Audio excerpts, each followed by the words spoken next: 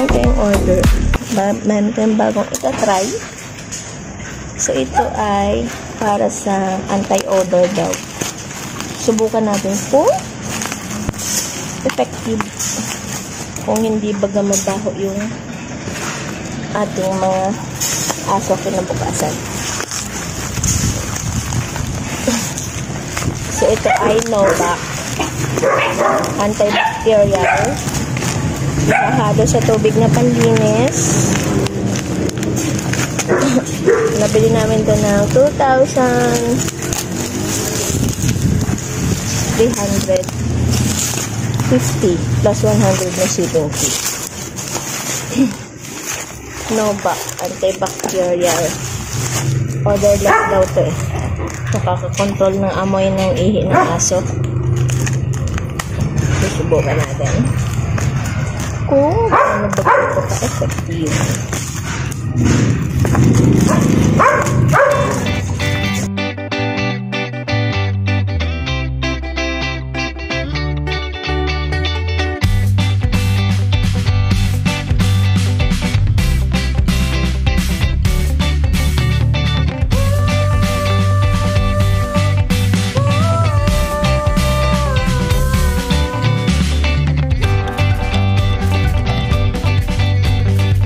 Ayan siya guys.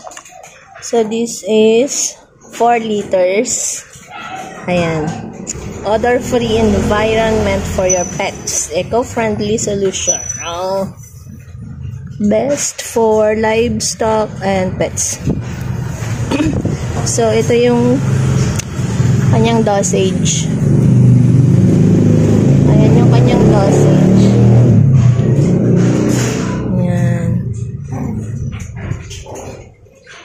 So, water-based.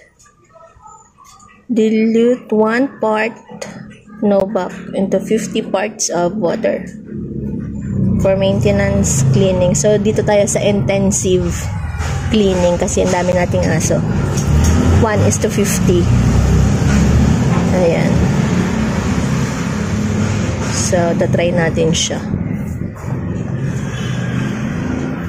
Ihahalo natin sa tubig na pang spray natin.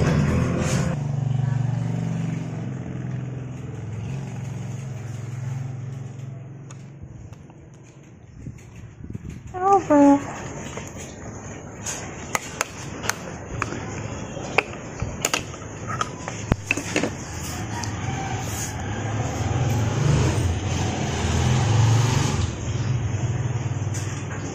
Four liters.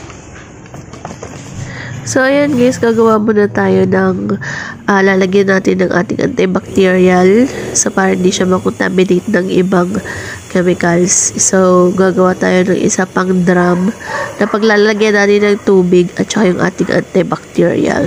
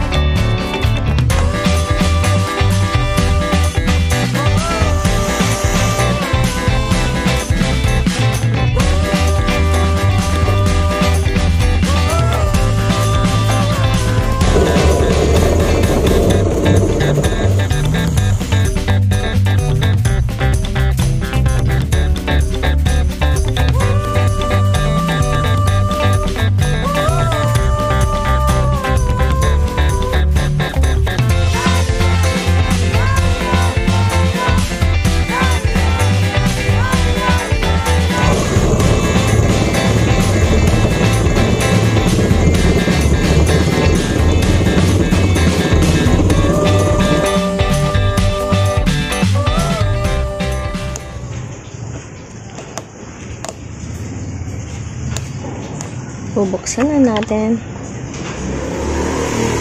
Ano laman na guys? Ito yung So, ilalagay natin siya dito sa drum natin na puno. Ayan. Ang kalahati nitong galon na to. Kasi ito ay 4 liters. So, ilalagay natin 2 liters lang. Kakalahatiin natin to. Bago, every other day, ang pag-spray natin. Ayan. Tignan natin kung gaano siya ka-effective. So, ibuhos na natin yung kalahating galon.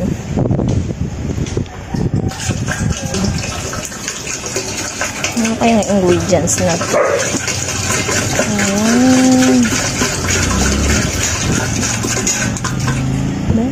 Hindi pa. Hindi pa siya kalahati. Kalahati natin yung galon. Tapos, every other day, yung pag-i-spray nito. Hindi araw-araw.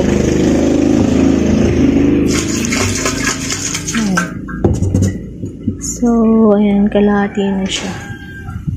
Ayan. Medyo pa na. Okay. So, dun tayo sa intensive cleaning kasi madami yung aso natin. Ayan.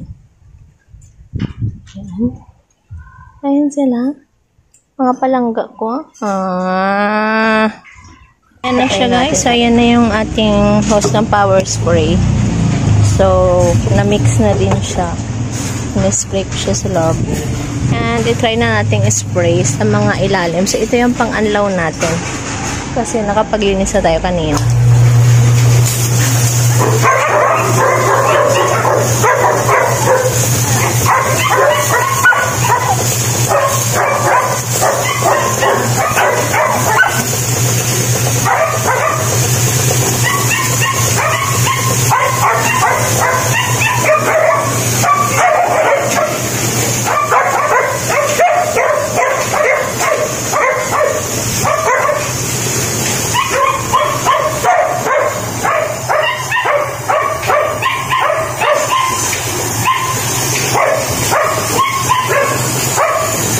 Tignan natin kung may amoy pa ba.